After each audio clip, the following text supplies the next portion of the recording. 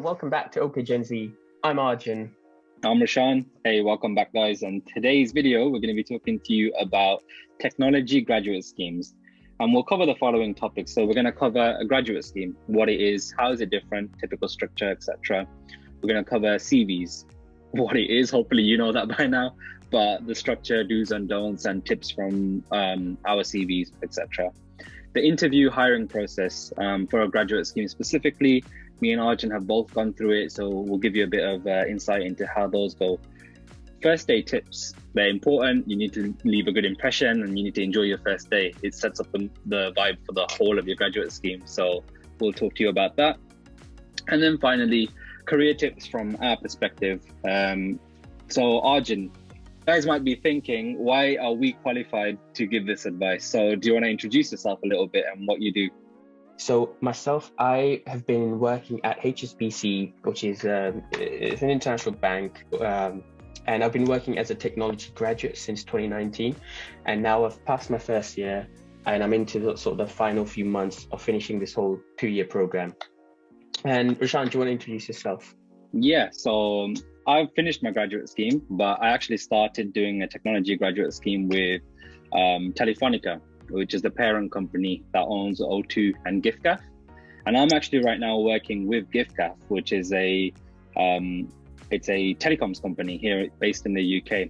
So I'm working as a site reliability engineer, and my graduate scheme lasted for 2 whole years, where now I'm working permanently as a full-time employee in the SRE team. Arjun, so can you explain to everyone, what is a graduate scheme? How is it a bit different from, I guess, a typical job someone would apply to? So a graduate scheme essentially is a structured training program which is run by an organization, and the idea is that they bring you in, they train you up, get you up to speed with whatever it is that they expect of you, and then after that you can go on with whatever you want to do. But the main difference, the one key sort of qualification you need for a graduate scheme is you need to be a student out of university. So typically for whichever grad scheme you apply, they'll have some specific qualifications for the grades and the degree that you need in order to be able to apply.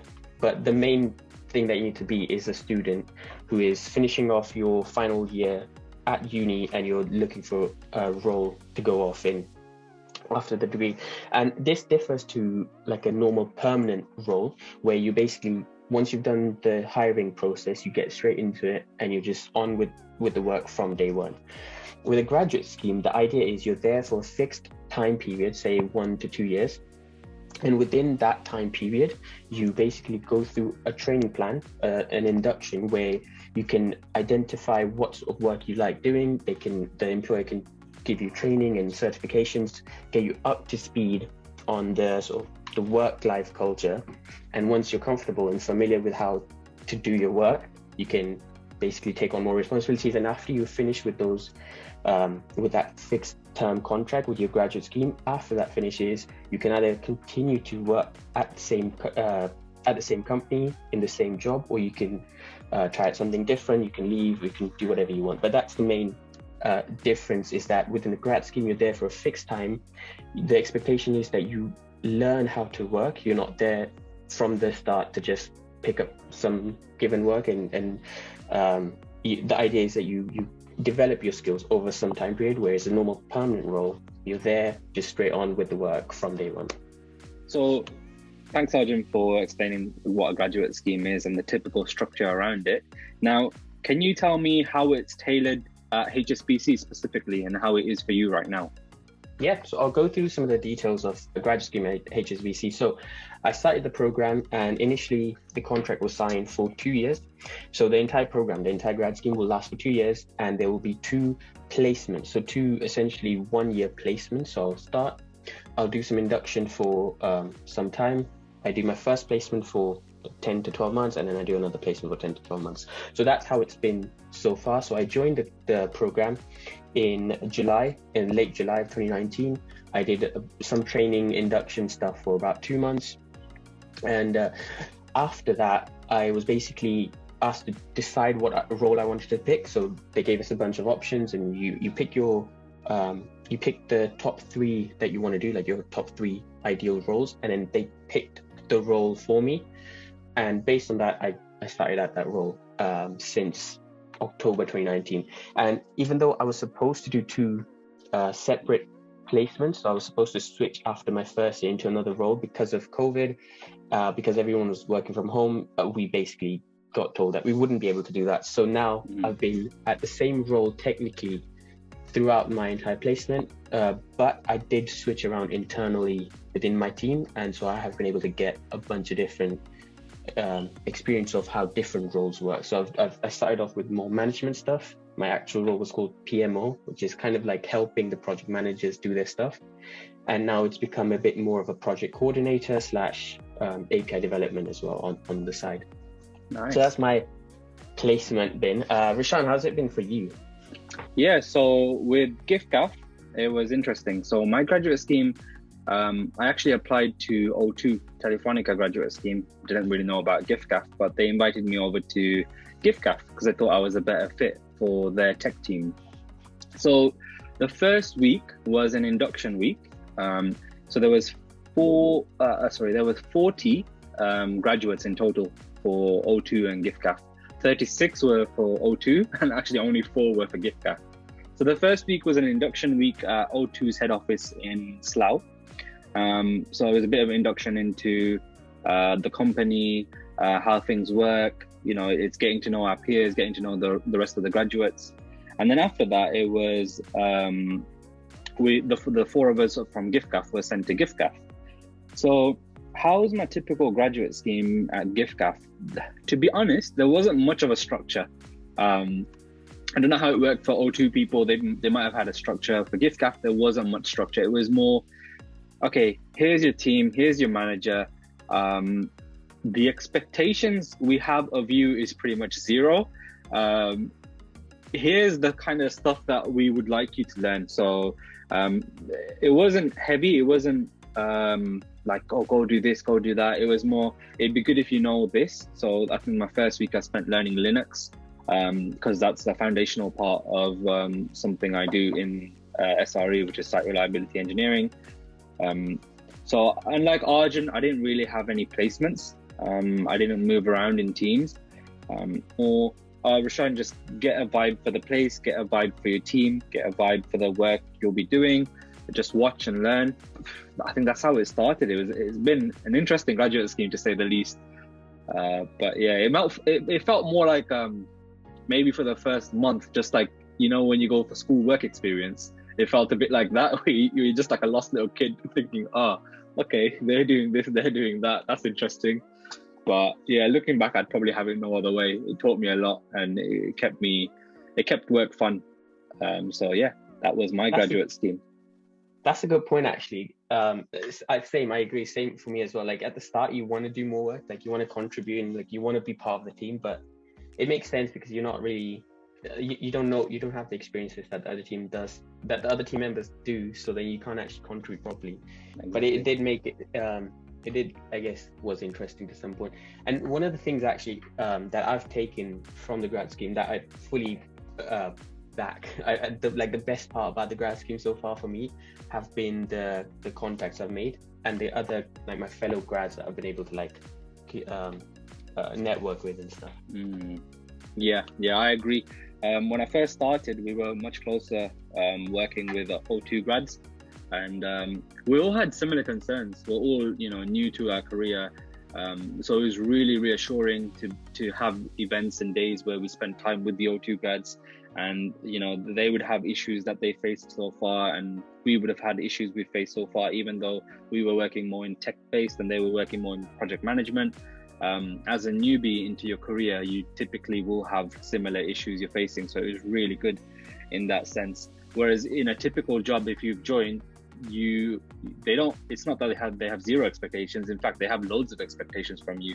They think, oh, this guy's already ready, we don't need to train him, we don't need to, the guy or girl, sorry when I say that, we don't need to train them. They expect you to just get on with it. Whereas a graduate scheme, they know, this person's new, everybody, let's teach them, let's bring them up to speed. So in that sense, it's really good, it's really supportive, and it's a great way to start a career, I think. on to the next section, which is all about CVs. So, Rashan, can you tell us about what a typical CV structure would look like? Yeah, so CV, Arjun and everyone watching, I hope you already know what they are. It's basically your gateway into getting a job. It's how you sell yourself to the company. It tells them all about you, your work experience, why you're qualified to apply and get that job. So CV typically has the following structure. I'm going to look at my CV and give that structure to you. So you have it starting with your name and your contact details. You then have a personal statement, which is like a short statement on you, a summary basically of you, what you do, who you are. Then you have a section on education, for example, with the most recent and most relevant education.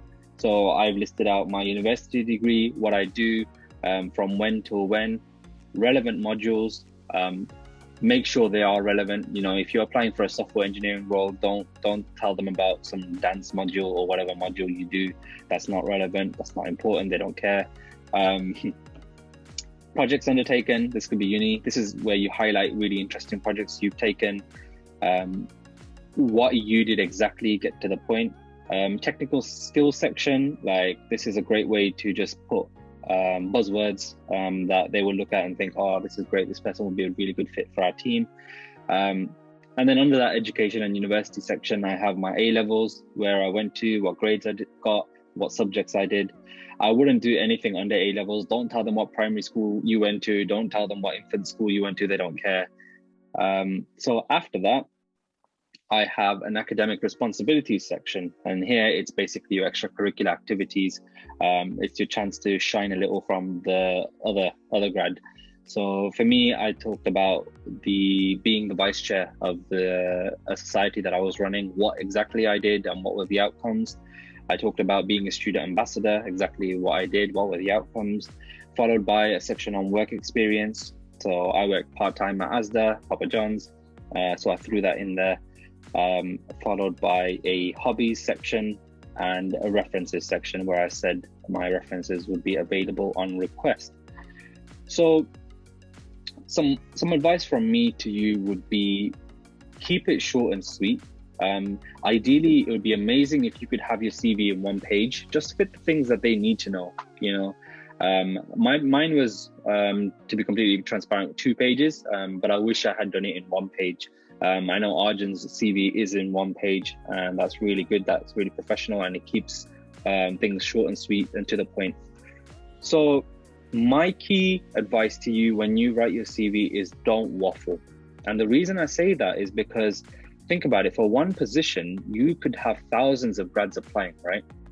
When a recruiter looks at your CV, they don't have the time of day to be reading through your waffle to get to the points they really want to get to. They want to know what you did, how you did it, what were the outcomes. You know, they don't want to know how you felt doing it. They don't want to know what the weather was like that day. You know, don't waffle at all. It's useless, and it's only going to hinder your chances of getting that job. So keep it short and sweet.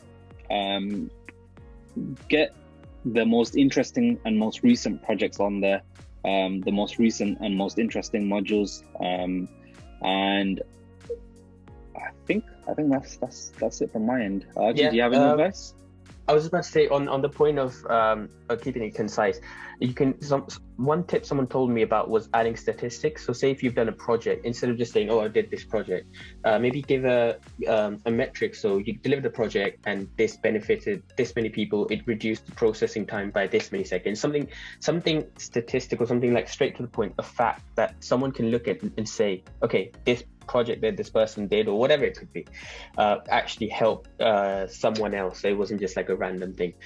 And on the point of actually going through the CV, so a lot of the times what happens is, especially with bigger organizations, they get thousands of applications. They don't have the time or the manpower to actually go through them one by one manually. So what they do often is they have these automatic CV scanners, where basically they chuck your CV into that scanner, and the scanner will go through your CV. It will pick out the key points. So say if you've mentioned, say if you've got a subheading saying education history, and it's got all your education history or work experience, it will actually identify that this section is your work experience section. It will pick out the keywords from your CV, and it will compare those keywords against the job specification. So what this does is, if you don't have specific words in your CV, even if you've got the experience, but you haven't worded it correctly, you might not be moved on to the next stage. So a good tip for me would be, when you're making your CV, have a look at the job spec and try and pick out the keywords that they're looking for, like the minimum requirements, whatever it would be, and add those words into your CV. And obviously don't lie about it, only do it if it's relevant, but just be aware that this, if your CV is going through something like an automatic scanner, would it pass the minimum requirements from the job spec? Cool. Nice. And one more thing, actually, when you save your CV and when you're uploading it to a portal, you're applying for a job, save it in a PDF format. So we'll add on to the point of the automatic scanner, because format, something like a Word might not be picked up correctly as a PDF does. So it's just like just to be aware of kind of thing. Cool. So that's a nice little fail safe as well. Cool. Thank you, Arjun. So one last tip from me, I think something that I personally did was, if you're still at uni, which you probably are, go and use your careers office. Back then, I thought my CV was amazing. I thought it was perfect. You know, I was so proud of it. Took it to the careers office, just thought, why not? And damn, that guy tore my CV apart, right? And every point he made was just, it made perfect sense. I don't know why I didn't think of it earlier, but they really helped. It's a free resource as well for most places, I'm sure, especially at uni. Go there, book an appointment, get your CV reviewed, and work on your CV, iterate, you know, and then keep going back until that person has no more advice for you. And then you know, okay, my CV is very decent. So Arjun, can you tell me a bit about how you got into HSBC? Yeah, for sure. So first thing I did was essentially look at different grad schemes. So this was before I knew what I wanted to get into. So I had a few companies that I wanted to apply for, the top ones that I knew I was definitely going to apply for. So these are like your tech giants like Google, Facebook. HSBC was actually one of them, because that was my bank. That was my first ever student bank. So I knew I wanted to apply there. So first thing is make a list of places you want to apply for. And you can look at some websites which give you a list of potential places you can, potential grad schemes you can apply to. So these are Glassdoor, GradCracker, I think there's Indeed, Target. Total Jobs, Target Yep. Jobs, that's the one.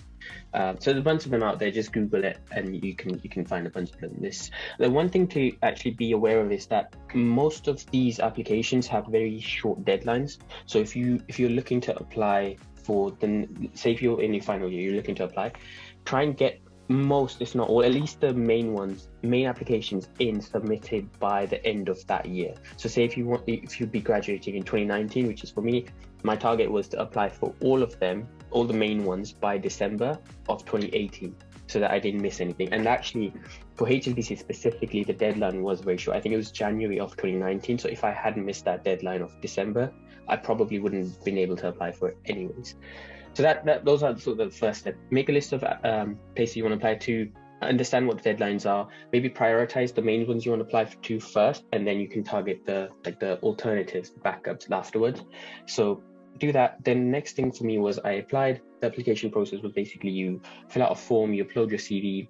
Some companies ask for cover letter. I don't think I had to do that for HSBC, so I got lucky in that sense.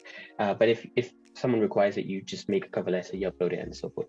Psy your CV gets screened, and if it matches the minimum job requirements, you move on to the next phase, which for me was essentially this psychometric assessment, which is called situational awareness judgment phase.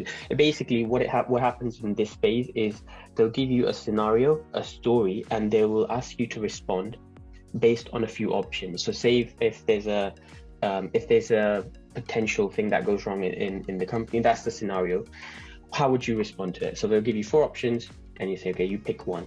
Then you pick it, then you move on to the next question, and it builds up a story and tries to gauge how you would respond to certain situations. And after that phase, if your answers match what the company is looking for, you get moved on to the next phase. And the next stage for me was an actual interview process. So it's basically called an assessment day, where you go in and you do a bunch of different sub interviews throughout the day, and it depends on how the company wants to structure it. For me, the way it was structured was there were 4 different sub interviews on the day. So I'd go in at like 8:30 or whatever, and I would do 2 stages, 2 cycles, have lunch, then do the other remaining 2 cycles, and then I'm done for the day. And a fun fact about the interviews actually for me was I was never meant to be on the interviews, and someone dropped out of their interview at HSBC the day before.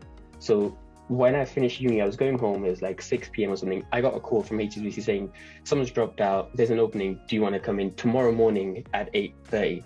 And I was like, well, yeah, okay, I'll come in, I don't mind. So I went in, and that's how I kind of got onto the interview stage. So who knows, I probably wouldn't have been at the grad scheme if it wasn't for that person dropping out.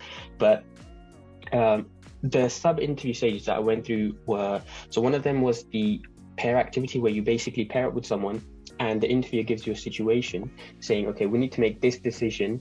These are all the facts. Go and make a decision. So you basically have to discuss and come up with a decision that you would take as a pair, and go back to the interview saying, this is what we would do, this is our thinking. And it's more about the thought process and how you would behave in the actual interview. It's not about the decision. They're looking for, how do you think, how do you act, how do you behave? So focus more on that instead of actually trying to get your point across over another person. So just bear that in mind. Another cycle was kind of like a technical part. So you basically go through some technical interviews just to make sure that you've got the basic requirements.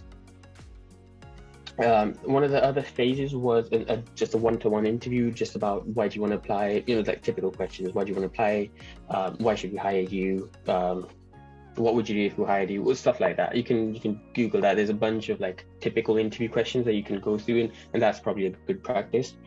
Some other phases that I've experienced in other places, not HSBC, are group activities. So they get you into like a group of 4 or 5.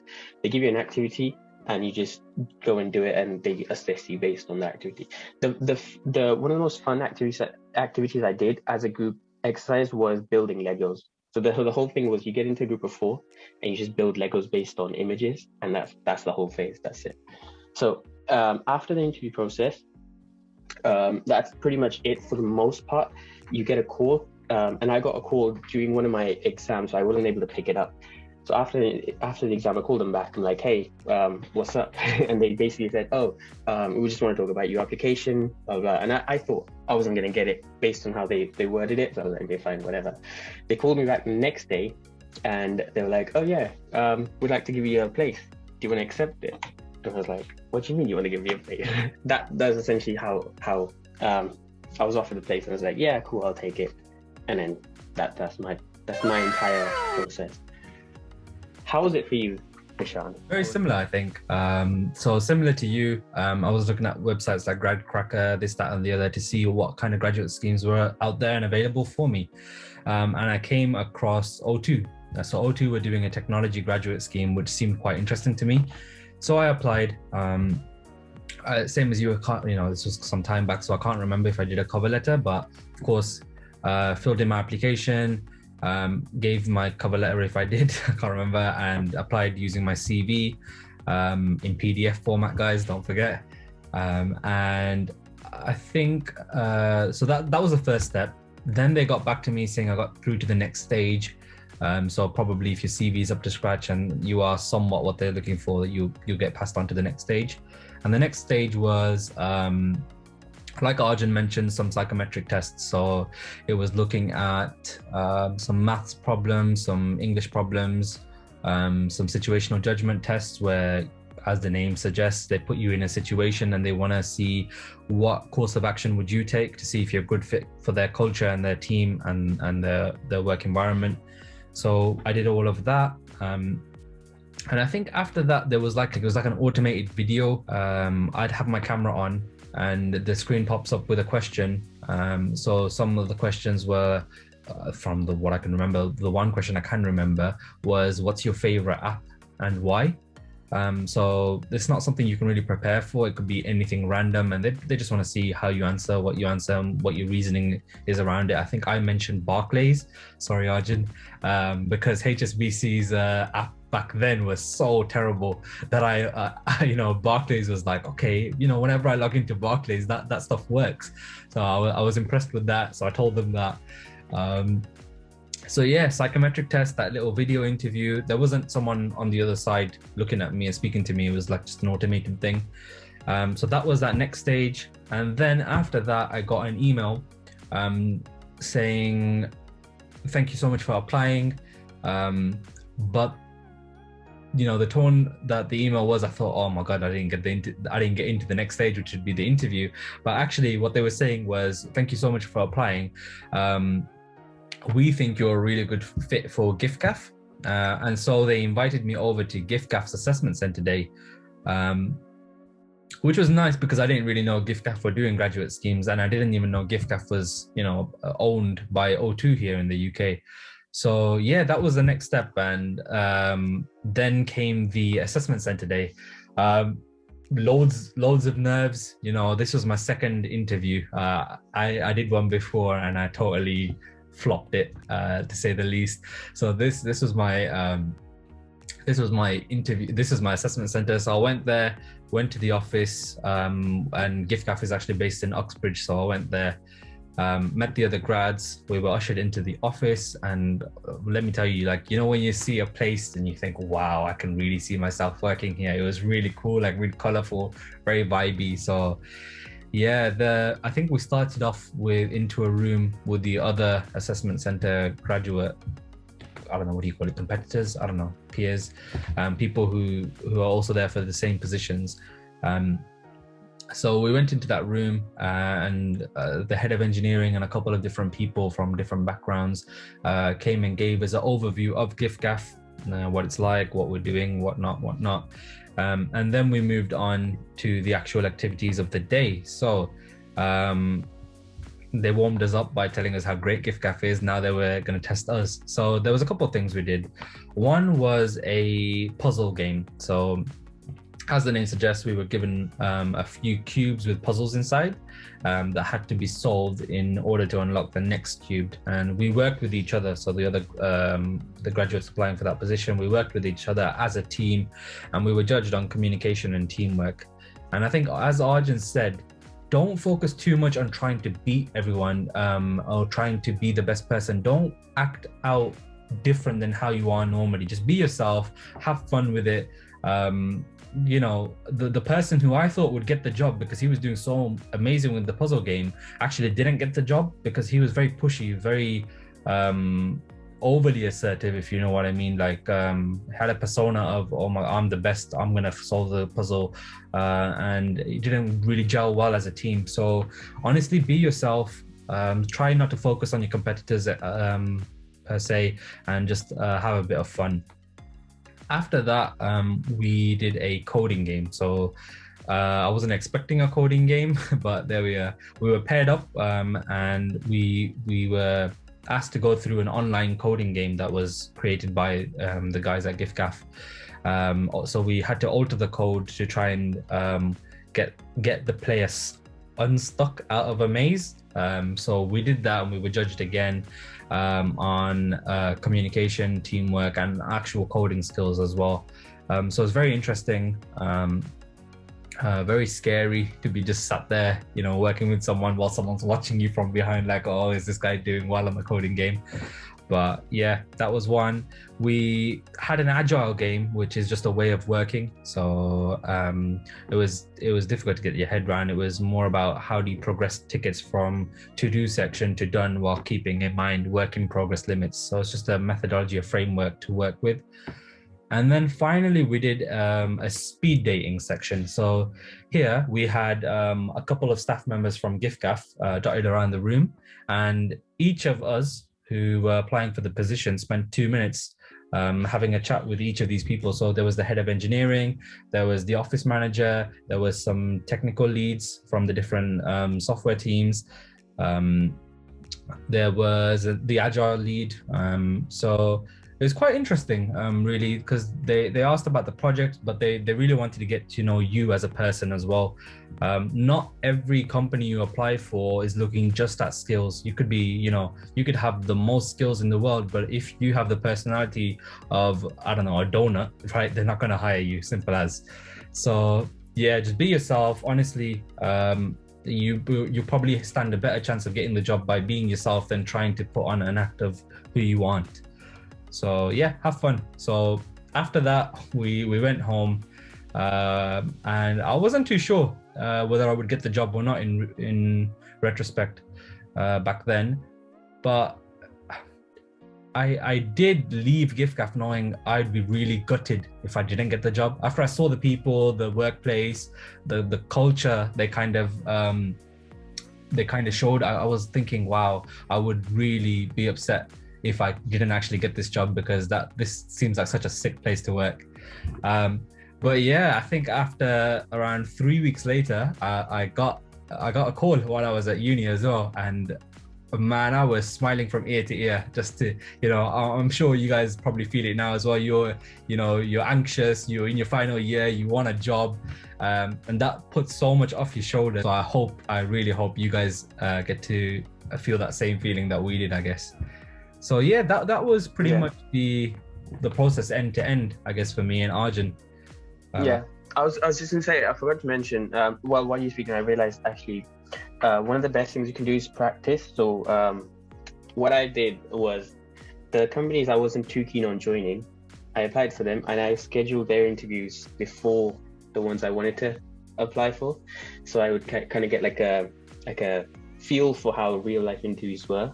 So like you said, like the first few ones I did, terrible. I don't know what I was doing.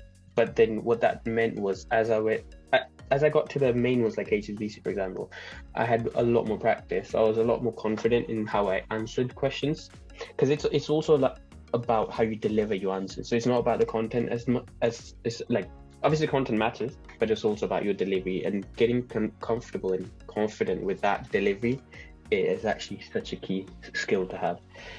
That, and one more thing, the processes we went through, it will differ depending on which companies apply to. So some of the other companies might have like coding interviews as part of one of the stages, like online coding tests or whatever.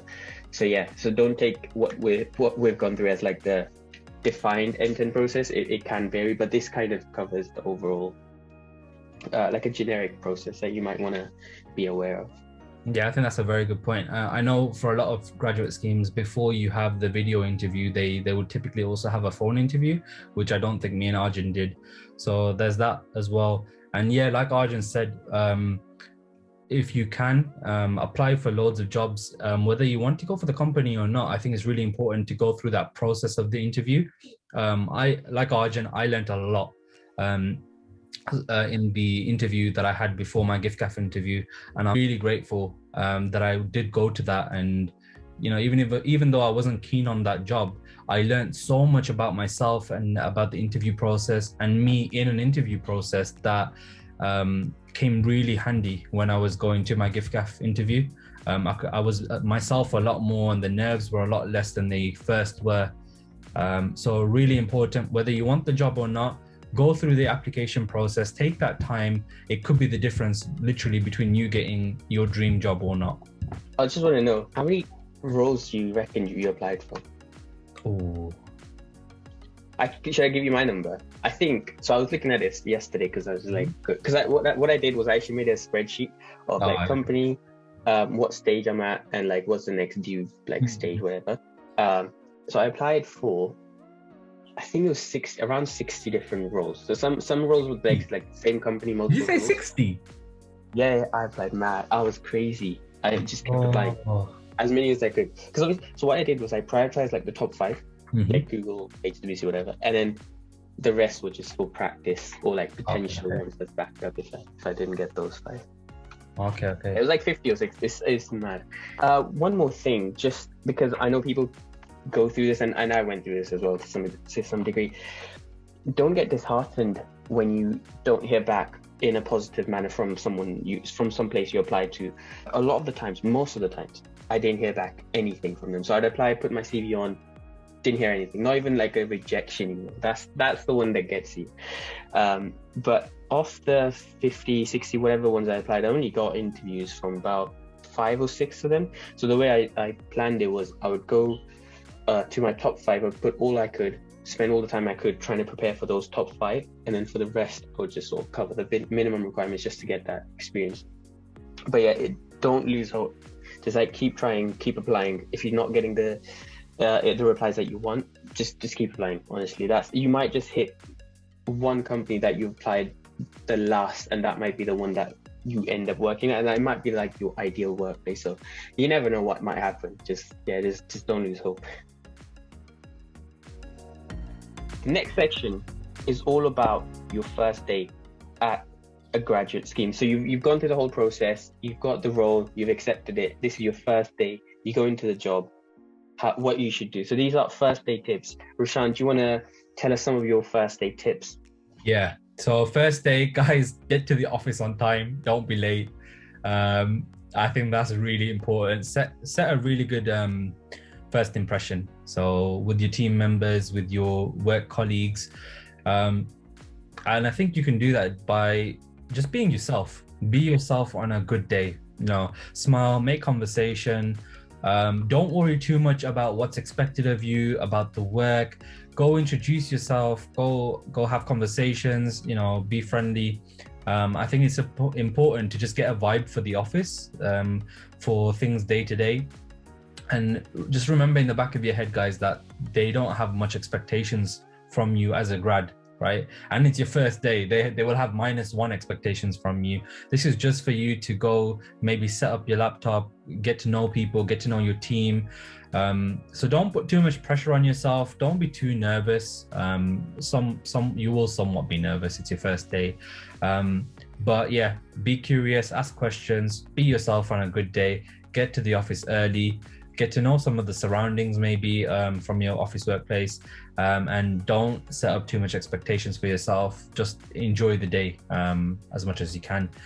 So that's first day tips. Arjun, I think we'll finish off this vid today with some career tips. So is there any career tips that you can give now that you're years into HSBC maybe? Yeah, for sure. So just going back on what a grad scheme is, so the main thing you're there for is to learn and to get a feel for what working life is. So one of the things you have to do is just try a bunch of different things. So it might be different roles, just working in different teams, get a feel for what works best for you, and then try and develop that further. So that's the first thing. But obviously, don't take on too much. You don't want to be burnt out even before you finish the grad scheme. So take it easy, but try different aspects of working life. Second tip I would say is network as much as you can.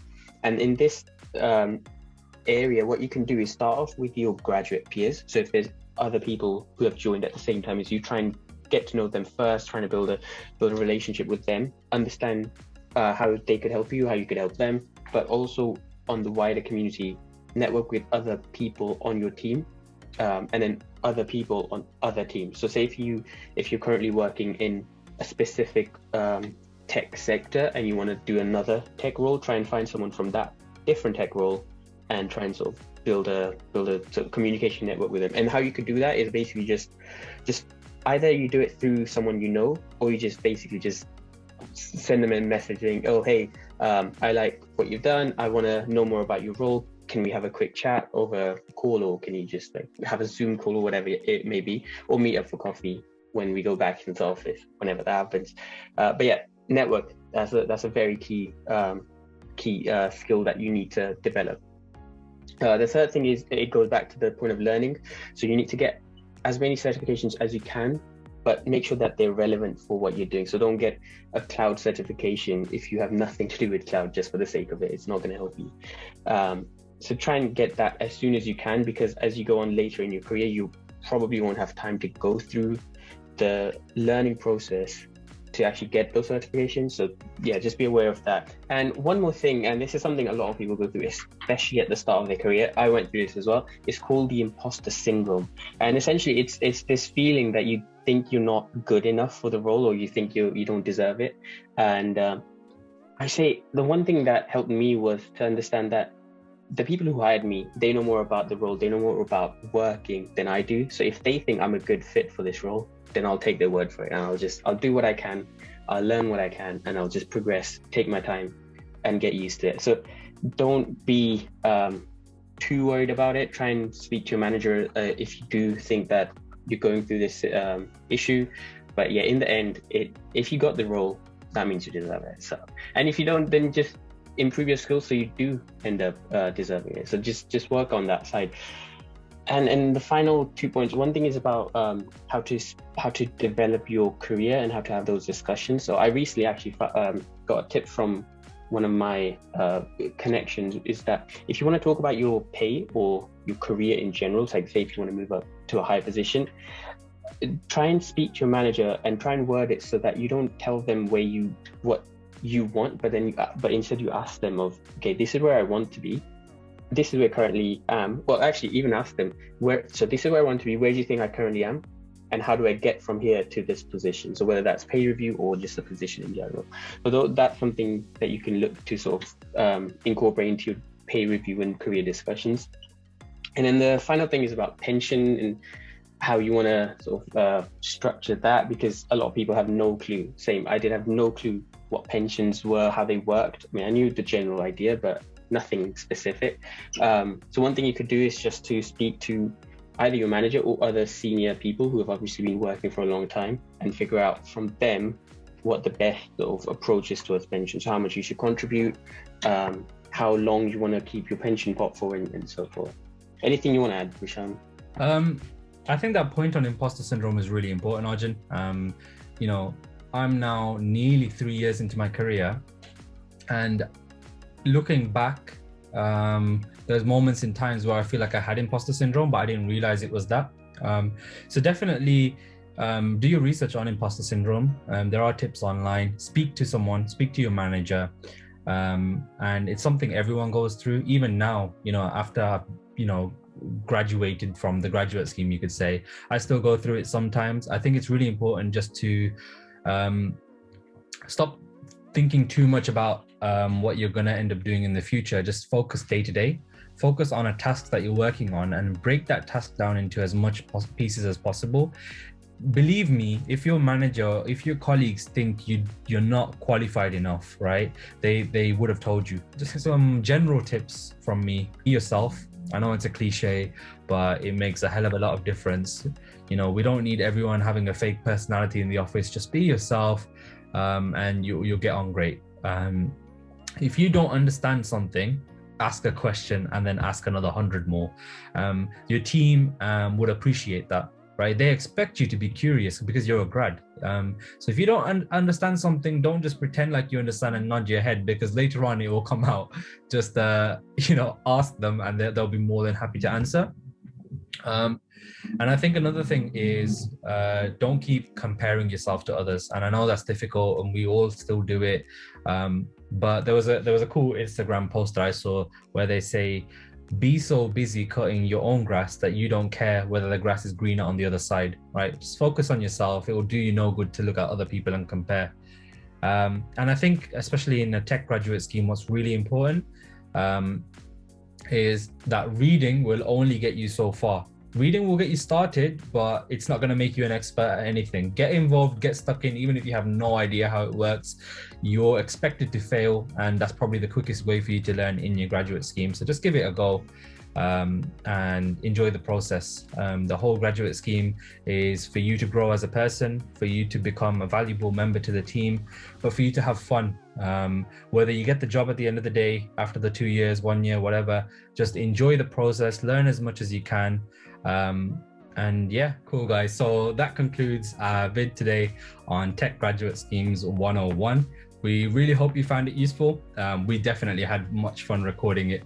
Yeah, and if you're in the process of doing this whole graduate application and whatever, let us know down below. And if you've got more questions, we can definitely try and help if we can. And yeah, other than that, give us a like, subscribe, comment, all that magical stuff. Help us out. And if you want to see more of this sort of content, let us know. We'll be happy to make more videos like this. That's right. Till the next video, guys. Thank you so much for tuning in. Bye-bye.